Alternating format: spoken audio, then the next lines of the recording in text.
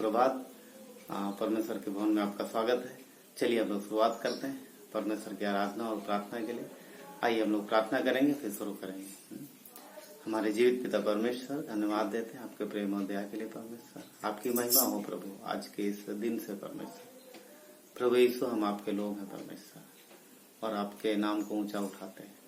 हमारे जीवन से प्रभु आपका नाम प्रकट होता है। पिता धन्यवाद देते हैं प्रभु यीशु, हम आपके वचनों को गहराई से रिसीव करें और उस पर चलने पाए। पिता इसके लिए हमें मजबूत प्रभु हृदय हमारा परमेश्वर आपके वचनों के प्रति चलने में मजबूत करो प्रभु। निर्णय हमारा मजबूत करो परमेश्वर। धन्यवाद देते हैं, आराधना करें आज जो दिल से करें पिता। धन्यवाद देते हैं, आपकी महिमा करते हैं प्रभु यीशु के नाम से मांगते हैं, आमीन।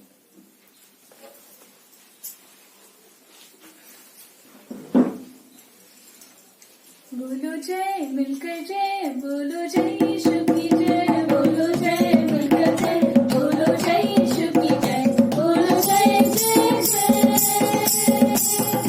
बोलो जय मिलकर जय, बोलो जय यीशु की जय, बोलो जय मिलकर जय, बोलो जय यीशु की जय, बोलो जय जय जय। प्रेम की तेरी नदी मन में भर दे अपनी सी, प्रेम की तेरी नदी मन में भर दे अपनी सी।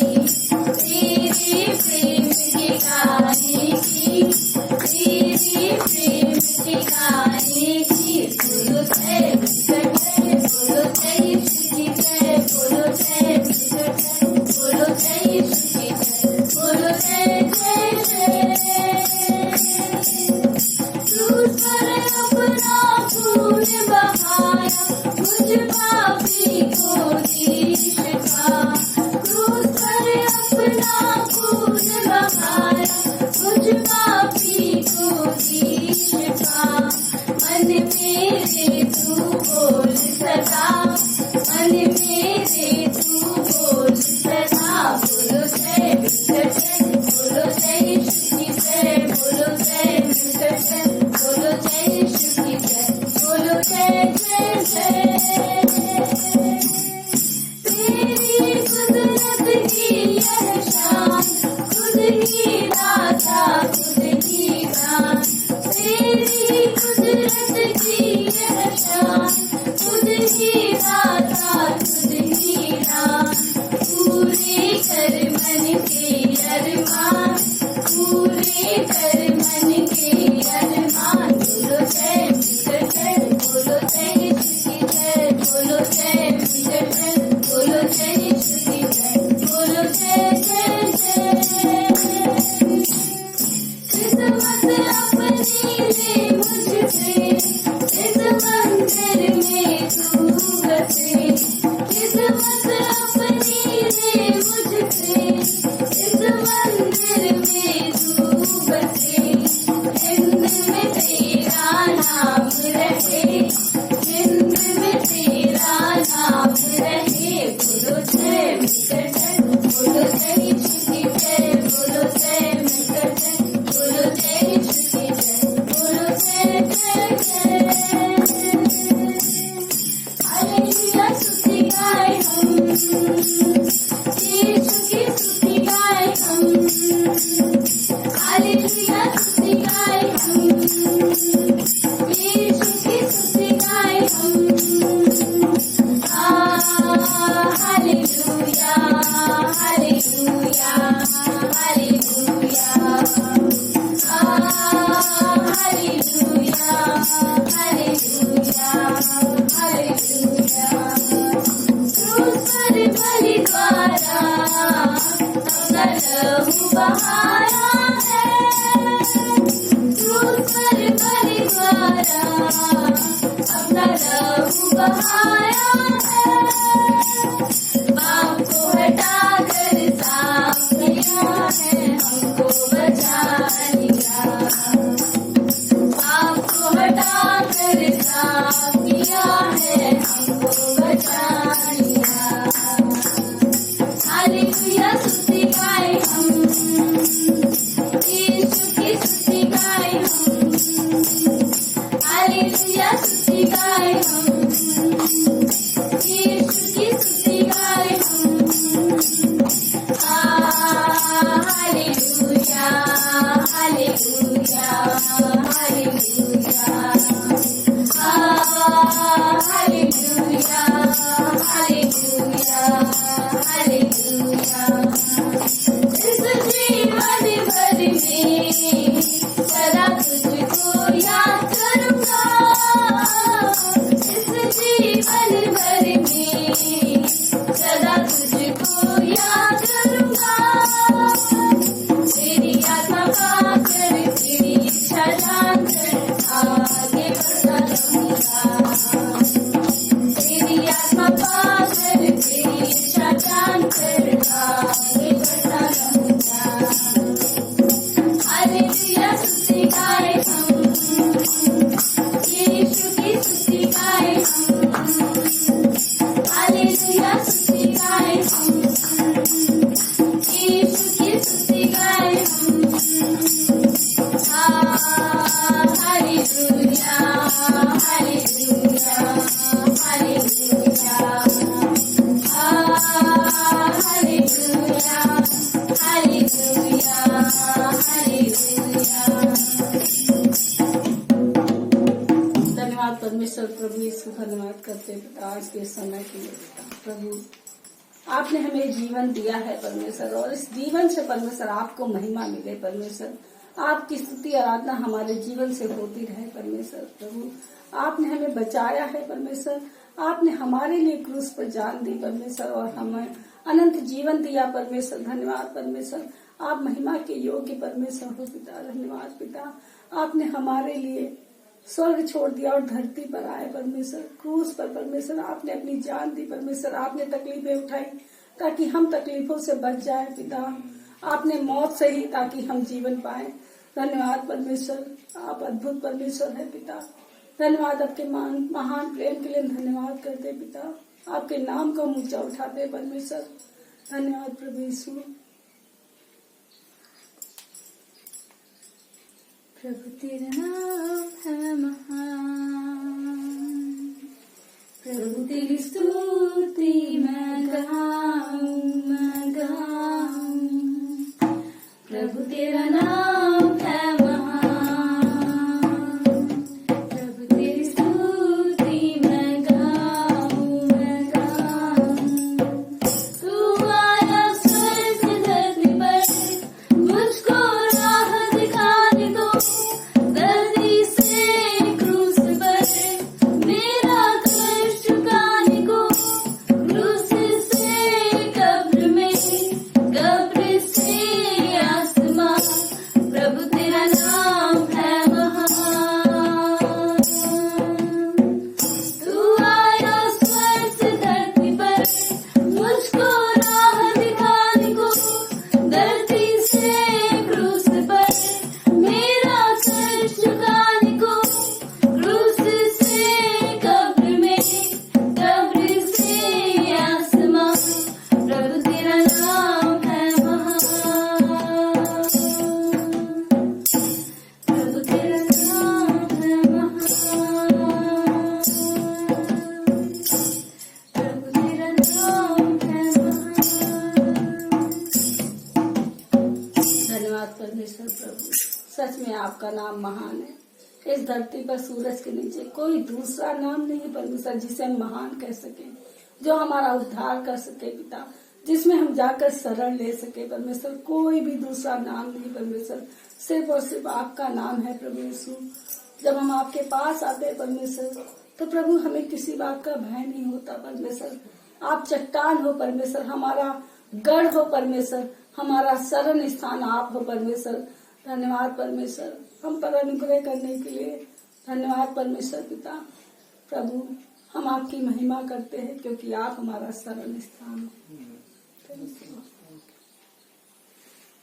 तू मेरा शरण स्थान, तू मेरा गढ़ है,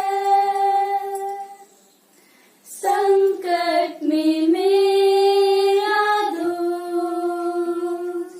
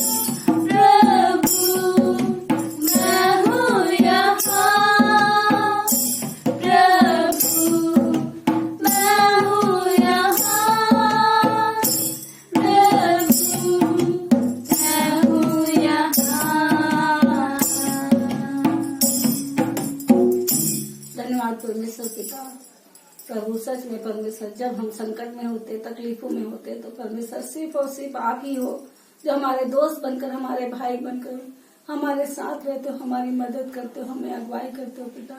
आप हमारे अच्छे चरवाहा हो परमेश्वर। और पिता हमें हर एक गठी से बाहर निकालते हो और परिपूर्णता का जीवन देते हो। धन्यवाद परमेश्वर पिता। आज के दिन को हम आपके चरणों में रखते हैं पिता। पास्टर के लिए प्रार्थना करते हैं पिता, आपकी अगुवाई देना परमेश्वर। और पिता जो संदेश हो परमेश्वर, हम उसके लिए प्रार्थना करते पिता। हम सबके जीवन से आज आपको महिमा मिले। और पिता हमारे आत्मिक कानों को खोलना, आत्मिक हृदय को खोलना परमेश्वर। और प्रभु जो संदेश आता है परमेश्वर आपकी ओर से, उसे हम ग्रहण करने पाए और हम सब आशीषित हों, फलवंत जीवन हो हमारा परमेश्वर। हम 60 गुना और 100 गुना फल लाने वाले बन सके पिता। सभी लोगों को, सभी भाई बहनों को आपके चरणों में रखते पिता। प्रभु सभी को सुनने के लिए तत्पर करना परमेश्वर, ताकि पिता आपकी अगुवाई में सभी चल सके। धन्यवाद परमेश्वर। आगे के समय को हम आपके चरणों में रखते हैं। प्रार्थना विनती हमारे उद्धारकर्ता प्रभु यीशु मसीह के नाम से मांगते हैं।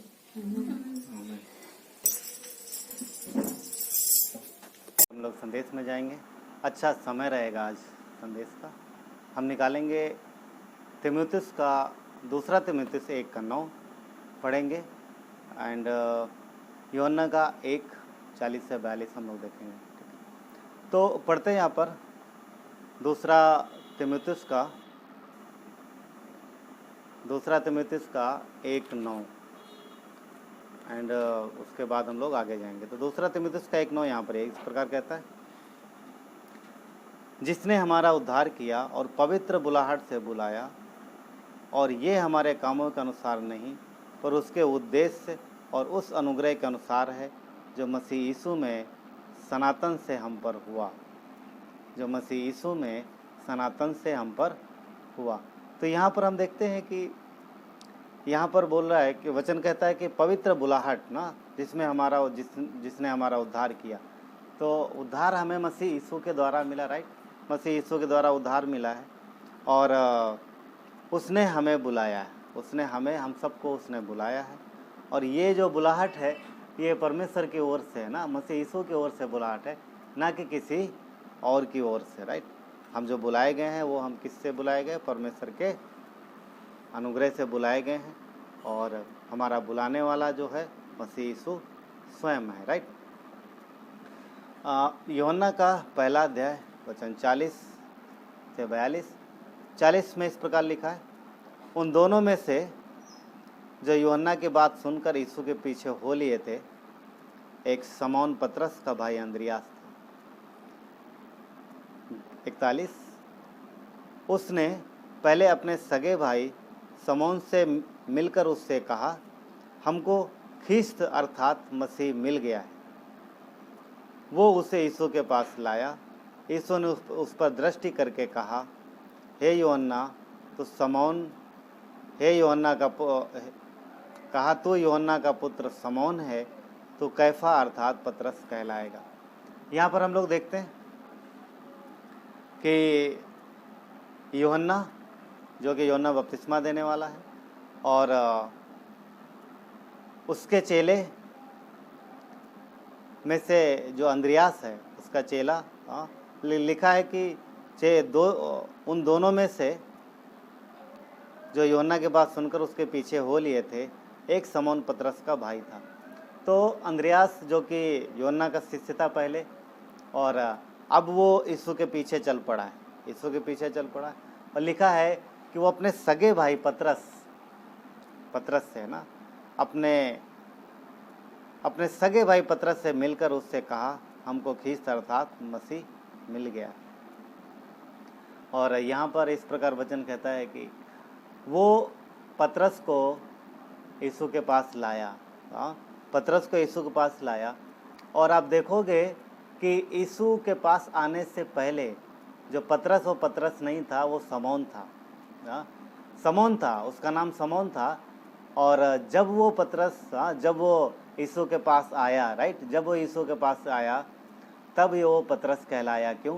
क्योंकि मसीह यीशु ने उससे कहा कि अब से तो कैफा अर्थात पतरस कहलाएगा, पतरस कहलाएगा।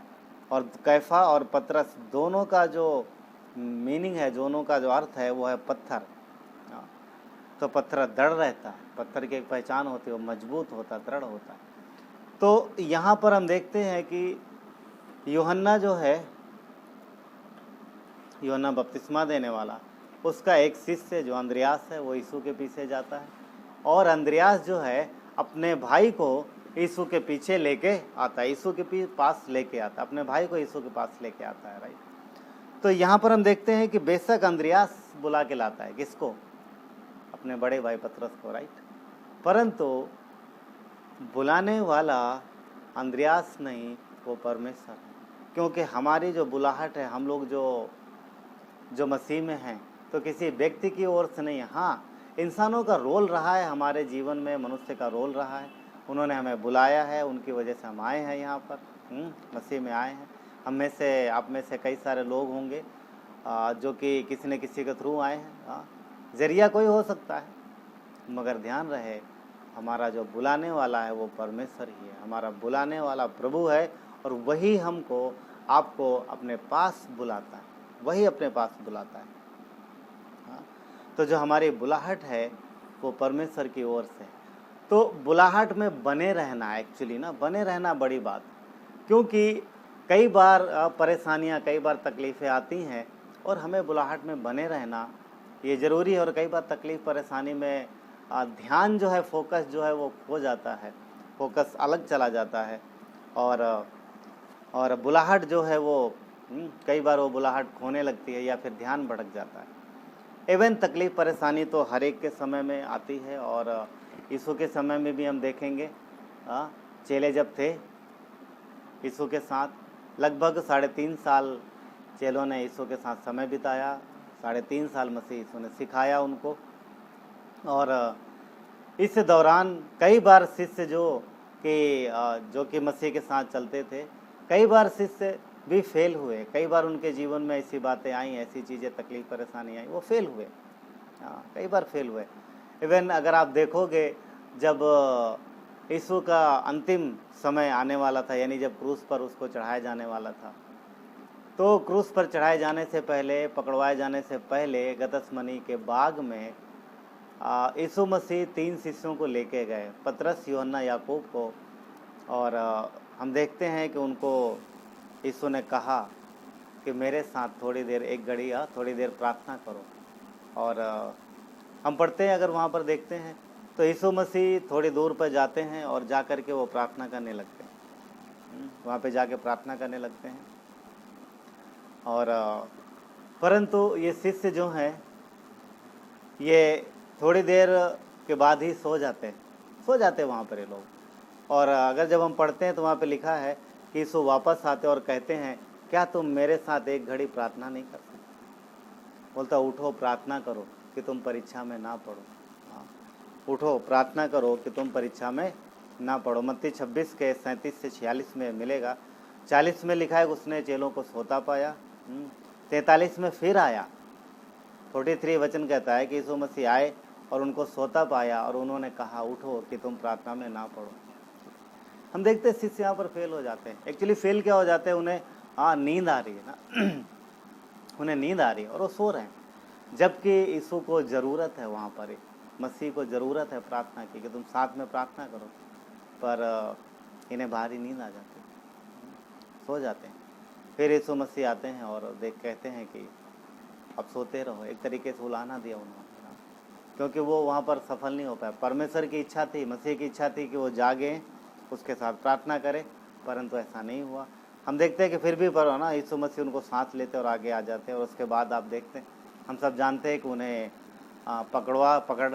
उन्हें पकड़ लिया जाता है, राइट। यहूदा जो है वो फरीसियों के साथ मिल करके सैनिकों को लेके आता है, उनको पकड़वाया जाता है।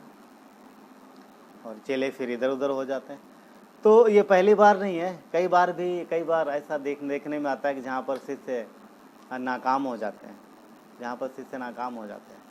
एंड अगर मत्ती के 8 अध्याय में अगर हम देखते हैं 23 से 27 में, तो यहाँ पर एक घटना है, आप सब जानते हैं इसके विषय में, फेमस घटना है। यहाँ पर क्या है कि चेले जो है नाव में हैं, नाव चला रहे हैं। एक्चुअली चेले नदी में है, नाव से जा रहे हैं नदी में, नदी को पार करना, उन्हें झील पार करना है।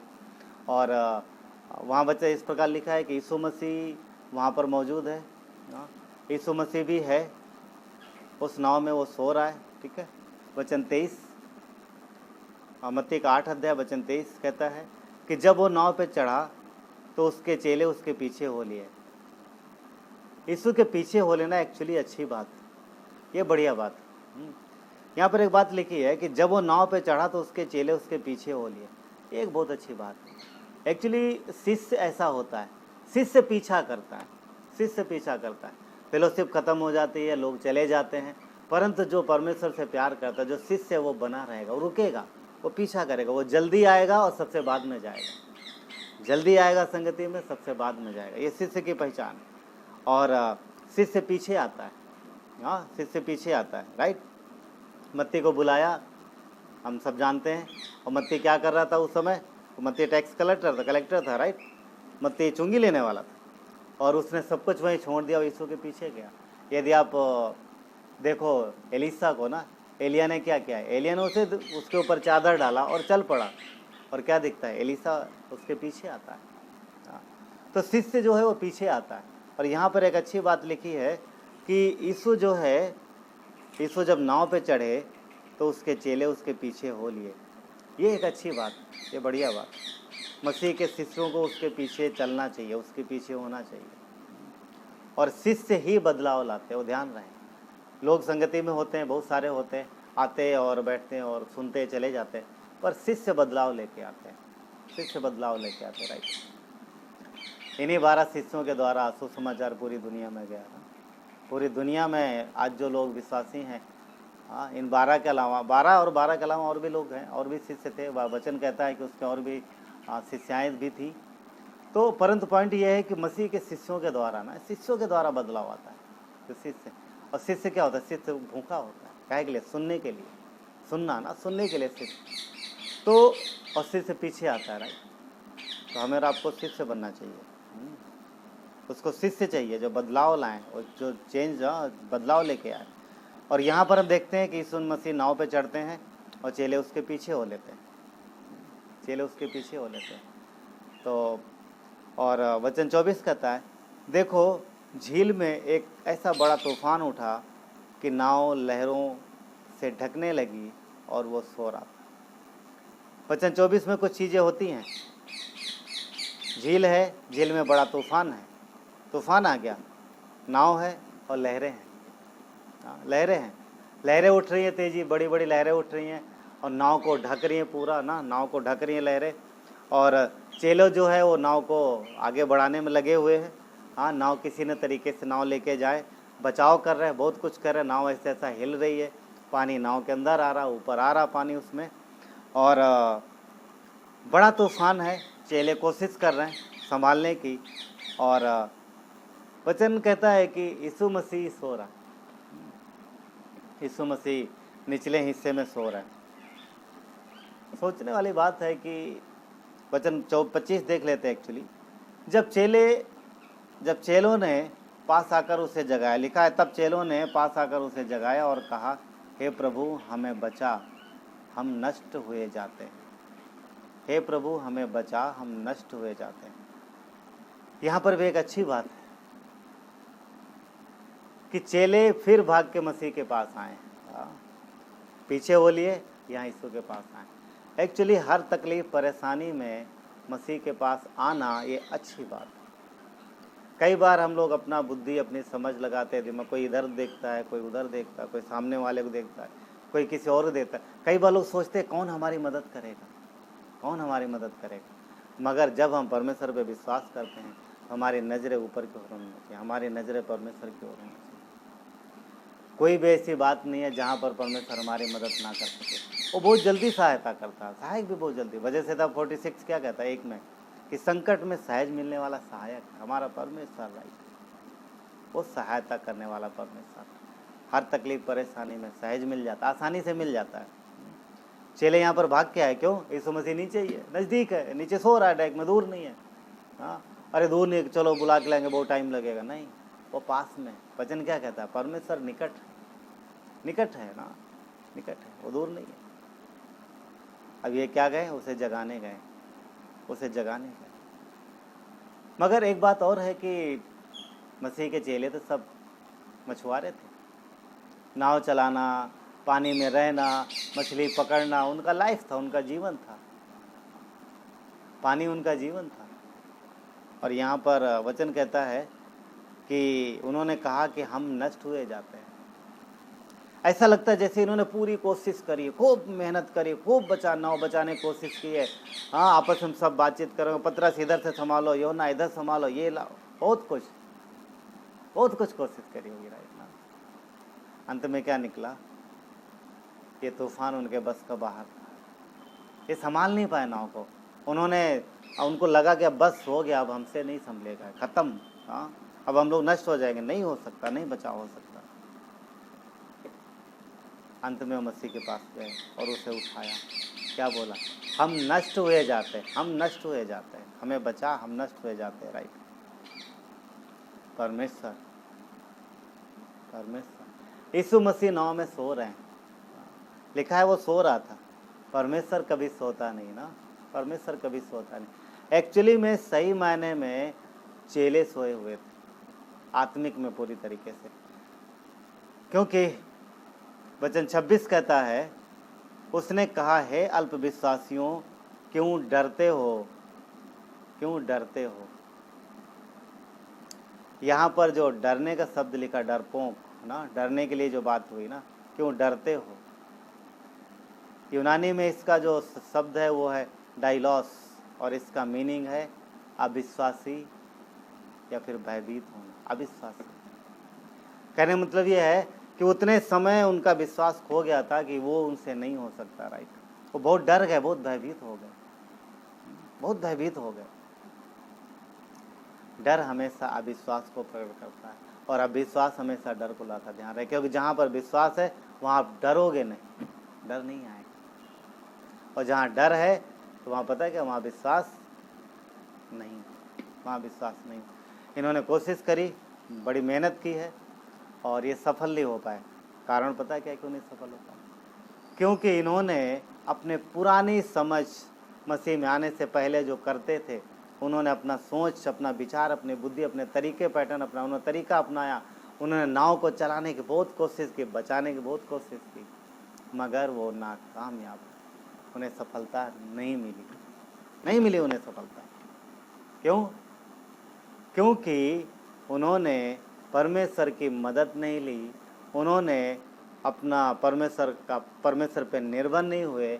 वो अपने स्वाभाविक स्वभाव में, पुराने सोच विचार में, पुराने अपने जो अनुभव में उन्होंने ये काम किया। और वचन कहता है कि वो असफल हुए, वो फेल हो गए, और यहाँ पर वो बहुत डर गए और मसीह के पास आए, यीशु के पास आए। जब यीशु के पास आए तो यीशु ने उन्हें एक तरीके से डांट लगाई, हे अल्पविश्वासियों, छोटे विश्वासियों, विश्वास किधर है तुम्हारा? विश्वास क्यों नहीं करते कि मैंने तुम्हें अधिकार दिया है, मैंने तुम्हें अधिकार दिया, परमेश्वर ने हमें अधिकार दिया, हम परमेश्वर की संतान हैं, परमेश्वर की संतान है। चेलों ने यीशु ने अपने शिष्यों को अधिकार दिया।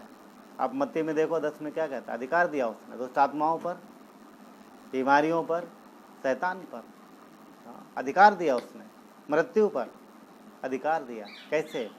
अगर कोई अविश्वासी है और यदि हम उसे मसीह का प्रेम देते हैं और यदि वो उद्धार ग्रहण कर लेता है तो उसके जीवन से मौत हमेशा के लिए निकल जाती है, उसे अनंत जीवन मिलता है, अनंत जीवन मिलता है। हर वो व्यक्ति जो मसीह में बचा लिया गया है उसके पास अनंत जीवन है, वो कभी नहीं मरेगा। क्यों? दूसरी मृत्यु उसके जीवन से निकल गई। यीशु शारीरिक मृत्यु की बात नहीं करता जो आमतौर पे सबको मिलती है। यहाँ पर जो मृत्यु की बात हो रही है, जो जीवन की बात हो रही है, वो मृत्यु है, दूसरी मृत्यु जो लोगों को नर्क में मिलती है, नर्क जाने की बात को दूसरी मृत्यु कहते हैं। और अनंत जीवन जो हमेशा के लिए बच जाना और परमेश्वर के साथ रहना, वो अनंत जीवन। तो हर एक व्यक्ति के पास वो सामर्थ्य है कि वो परमेश्वर के वचन को शेयर करे, परमेश्वर के वचन को बांटे। परमेश्वर ने अधिकार दिया है और लोगों को जो खोए हुए हैं उनको परमेश्वर का प्रेम दे। और यदि वो व्यक्ति स्वीकार करता है, यदि वो व्यक्ति अपने पापों को मानता है और यीशु को उद्धार करता मानता है, तो उसका प्राण बच जाएगा हमेशा हमेशा के लिए। मौत निकल जाएगी उसके जीवन से हमेशा के लिए। उसे क्या मिलेगा? अनंत जीवन, इंटरनल लाइफ, अनंत जीवन, हमेशा के लिए बचाव हो जाएगा। अधिकार दिया परमेश्वर ने। और यीशु मसीह ने कहा, हे अल्पविश्वासियों, तुम क्यों डरते हो? कहाँ है अधिकार? किधर? अगर विश्वास नहीं है तो फिर अधिकार कैसे इस्तेमाल कर पाएंगे? इसलिए विश्वास में बने रहना। हमें याद रखना किसने बुलाया। हाँ, हमारी बुलाहट, हमारा बुलाया जाना किसी व्यक्ति के द्वारा नहीं है। हाँ, हो सकता है व्यक्ति ने हमें बुलाया है, व्यक्तियों के बुलाने से हम आए हैं, किसी न किसी ने बताया है हमको, क्या फ़र्क पड़ता है? परमेश्वर किसी का भी इस्तेमाल कर सकता है अपने पास लाने के लिए। कोई भी एक बच्चे का इस्तेमाल कर सकता है। एक फैमिली है मुंबई में ना, और उनकी एक बेटी है, छोटी लड़की थी, और उस लड़की को किसी ने सुसमाचार सुनाया और उसने विश्वास किया और उसने अपने मम्मी पापा को बताया, और उस छोटी बच्ची की वजह से मम्मी पापा परमेश्वर के निकट आए और आज सुंदर परिवार, पूरा परिवार प्रभु में है और वो बचा लिया गया। तो कोई बच्चा भी हो सकता है परमेश्वर को पास लाने, क्योंकि परमेश्वर किसी का भी इस्तेमाल कर सकता है आपको बुलाने के लिए, आपको बचाने के लिए, किसी का भी इस्तेमाल कर सकता है। राइट? तो हमारे पास अधिकार है। कई बार लोग बच्चों को सुसमाचार नहीं सुनाते ना, अरे बच्चा है यार, हम लोग बड़ों के पास चलेंगे। बच्चों के द्वारा भी कई बार परमेश्वर बड़ों को ला सकता है, जैसा कि हमने उस परिवार में देखा। तो हम किसी को भी ना, जो भी खोया है हम उससे बता सकते हैं। इतना छोटा नहीं कि वो समझ ही ना पाए, परंतु हाँ 10-12 साल के बच्चे आराम से हम शेयर कर सकते हैं ना, वो सीख सकते हैं, उनके पास समझ है, बुद्धि है, दी गई। तो विश्वास ना, परमेश्वर ने अधिकार दिया है। यहाँ पर चेले अधिकार का इस्तेमाल नहीं कर पाए, डर गए वो, और मसीह के पास आए। एक अच्छी बात है वो यीशु के पास आए, ये अच्छी बात है। और हमें और आपको भी मसीह के पास आना चाहिए। जीवन में किसी भी प्रकार के सिचुएशन हो सकती है, और एक ही हमारे पास सही और उचित स्थान है, एक ही हमारे पास सेफ स्थान है। वो क्या है? परमेश्वर, मसीह यीशु। वो हमारा सुरक्षित स्थान है, हम वहाँ पर सुरक्षित रह सकते हैं। हम वहाँ पर सुरक्षित। एक्चुअली में लोगों को कई बार आंखों से दिखने वाली सुरक्षा उनको ज़्यादा मायने रखती है, परंतु हम परमेश्वर के पास ज़्यादा सुरक्षित। ये लोग वहाँ भाग के आए, ये एक अच्छी बात है, भाग के आए, ये मसीह के पास आए। और यीशु ने उन्हें कहा, हे अल्पविश्वासियों, क्यों डरते हो? तब उठकर उसने आंधी और पानी को डांटा, सब शांत हो गया। देख रहे, यीशु ने नाव नहीं संभाला। हाँ पतरस तू दे, छोड़, मैं चलाता हूँ, मैं तेरा गुरु हूँ। नहीं, उसने नाव को नहीं, उसने वो नहीं किया जो वो लोग कर रहे थे, और उसने जो किया, यीशु ने जो किया, वो देख के चेले भी अचंभा हुए। समझ रहे? परमेश्वर का सोचना, मनुष्य का सोचना बहुत फर्क है। जमी आसमान का अंतर। तुम्हारे विचार मेरे विचारों में जमी आसमान का अंतर। राइट? उन्होंने बोला हमें बचा, क्या मसीह ने नहीं बचाया? ऑफकोर्स बचाया, परंतु तरीका, मैं समझता हूँ कि शायद उन्होंने कुछ और तरीका सोचा होगा कि यीशु उठेगा और कुछ और बताएगा। हाँ पतरस चलो हम लोग डुबकी छलांग मार देते, छोड़ निकल जाएंगे, मे भी कुछ भी ना। पर उसने जो किया वो किसी के दिमाग में आया नहीं होगा। क्यों? वचन 27 कहता है, और वे आपस में अचंभा करके कहने लगे कि ये कैसा मनुष्य है कि आंधी और पानी उसकी आज्ञा मानते हैं। देख रहा? आंधी और पानी उसकी आज्ञा मानते हैं। उसने बोला, डांटा ना, उसने किसको? आंधी और पानी है, डांटा, बच्चे को डांटा। हम लोग बच्चे को डालते कि मनुष्य को डांटता। समझ रहा? इंसान के ऊपर अधिकार है, माता पिता का बच्चों पे अधिकार है। समझ रहे? माता पिता बच्चों को डांटते हैं, बच्चे शांत हो जाते हैं। बॉस अपने कलीग को डांटता, वो शांत हो जाते हैं। परमेश्वर का अपनी सृष्टि पर अधिकार है, ध्यान रखें। और बिना उसकी मर्जी से कुछ हो सकता नहीं। परमेश्वर यीशु मसीह वो सृष्टि करता है, उस पर उसका अधिकार है, और उसने डांटा और सब शांत हो गया, इसलिए सृष्टि उसकी आज्ञा मानती है। समझ रहे? वो परमेश्वर है, वो परमेश्वर है। इसीलिए ना लिखा है कि आंधी कैसा वचन 27 कहता है कि कैसा मनुष्य है कि आंधी पानी उसकी आज्ञा मानते हैं। वो मनुष्य है मगर वो परमेश्वर है। क्यों? सृष्टि परमेश्वर की आज्ञा मानते और किसी की आज्ञा नहीं मानते। कोई समुद्र की लहरों को उर्बला रोक के दिखा, कोई नहीं रोक सकता, किसी नहीं सुनेंगे। क्यों? क्योंकि उस पर कोई अधिकार नहीं रखता सिवाय परमेश्वर। परमेश्वर। चेले यहाँ फेल हुए, गिरे, मगर एक बात अच्छी है पता, परमेश्वर ने उन्हें संभाला, परमेश्वर ने उन्हें उठाया। क्यों? क्योंकि मसीह यीशु ने बुलाया, और वो उसने जब बुलाया है तो बोलता डरो मत, मैं हूँ तुम्हारे साथ। चेले यहाँ पर फेल हुए, मगर परमेश्वर ने उन्हें बचाया, उसने उन्हें संभाला। विश्वासी होने के नाते कई बार हम इस तरीके की गलतियाँ करते हैं, जैसे यहाँ पर शिष्यों ने की। शिष्यों ने क्या गलती की? उन्होंने स्वयं से कोशिश की, स्वयं के स्वाभाविक स्वभाव के अनुसार, पुराने सोच विचार के अनुसार उन्होंने नए जीवन में डील करने की कोशिश की। शैतान के द्वारा लाए गए इस तूफान को उन्होंने स्वयं की ताकत से डील करने की कोशिश की, मगर हम शैतान को या फिर दुष्ट आत्माओं के, शैतान के कार्यों को हम कभी भी अपने स्वाभाविक स्वभाव से, अपनी समझ से, अपनी ताकत से नहीं जी सकते, कभी हैंडल नहीं कर सकते, कभी नहीं कर सकते। समझ लो, शैतान को सिर्फ हम परमेश्वर के वचन के द्वारा, विश्वास के द्वारा ही हैंडल कर सकते हैं।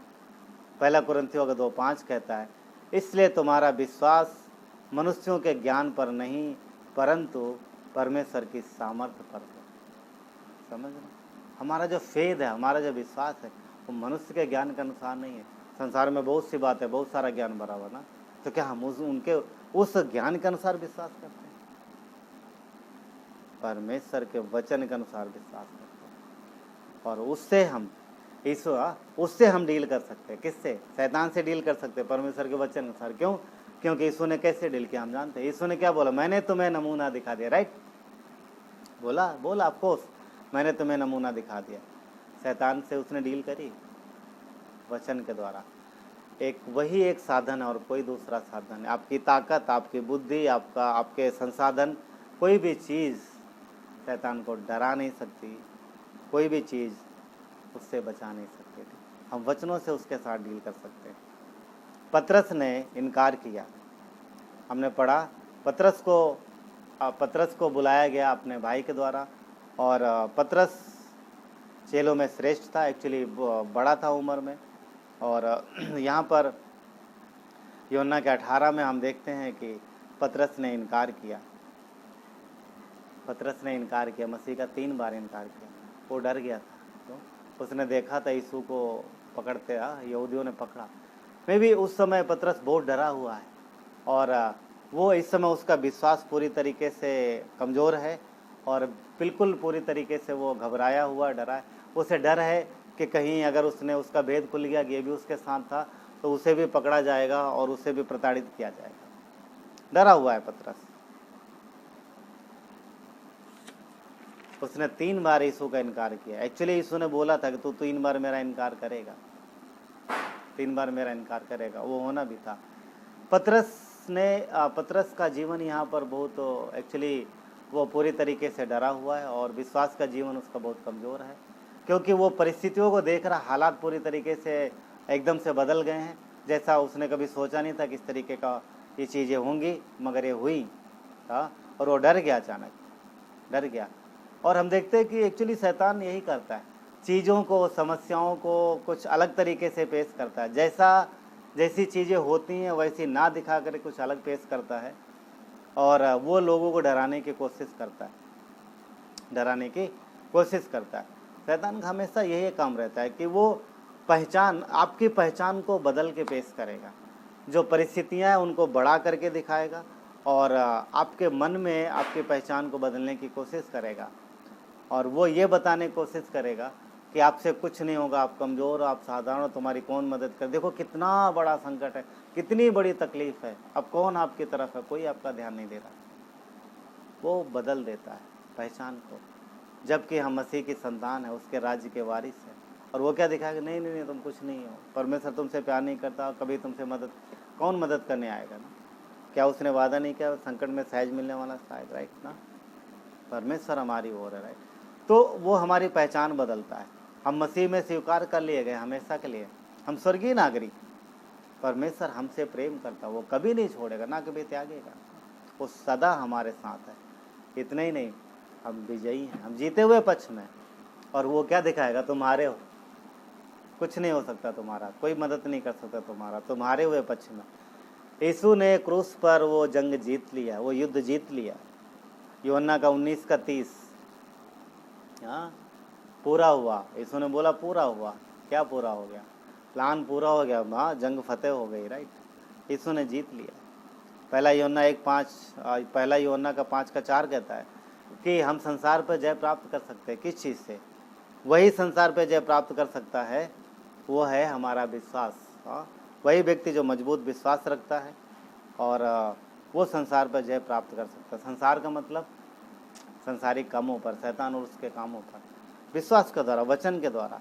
जब शैतान हमला करता है, हाँ, जब उसका हमला होता है दिमाग में होता है, एक्चुअली दिमाग में ना, कई बार दिमाग में, कई बार शरीर में आएगा, निराश करेगा, और हमेशा कमज़ोर हुआ, आपको कमज़ोर दिखाएगा, थकान देगा, बहुत सारी चीज़ हो सकती है। आपको लाचार हुआ, हारा हुआ, बहुत सारे तरीके दिखा सकता है, हाँ, आपको हारा हुआ दिखा सकता है। मगर ध्यान रहे, ये हमारी आपकी पहचान नहीं है। ये वो दिखा रहा है कि आप ऐसे हो, पर क्या हमारी ये पहचान नहीं। हम परमेश्वर की संतान हैं, सर्वशक्तिमान परमेश्वर हमारा पिता है, और वो हमारे साथ। हम जीते हुए, हारे हुए पक्ष में नहीं हैं, हम जीते हुए पक्ष में। तो मसीह ने बुलाया है, और हमारी बुलाहट उस जो है वो बनी रहे। विश्वास के साथ हमें चलना है, विश्वास के साथ चलना है। परमेश्वर साथ में, हम उसके लोग हैं।